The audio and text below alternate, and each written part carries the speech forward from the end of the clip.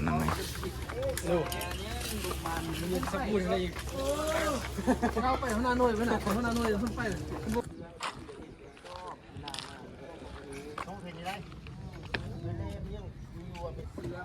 เข้าใจมันบรรยากาศตอนนี้เพิ่นจะขุดคนอะไรเนาะนำขึ้นนำไล่นี่ตรงนี้แหละคือสถานที่เนาะ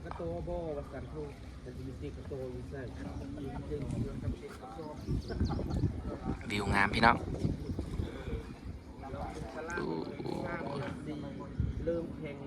เวลา8 โมงอยู่เดินห้องวากาแข่งเดียวแล้วครับยังสูงอยู่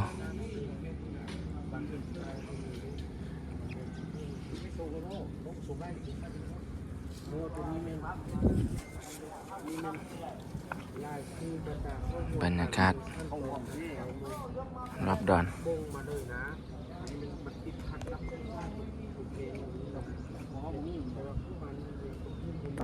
พามาเบิ่งสถานที่นี้งามพี่น้อง3 ประเทศ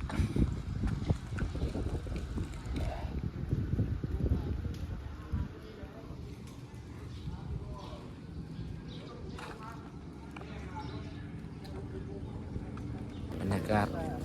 กันนอกแห่งงานเมืองต้นเพิ่งเก็บขยะ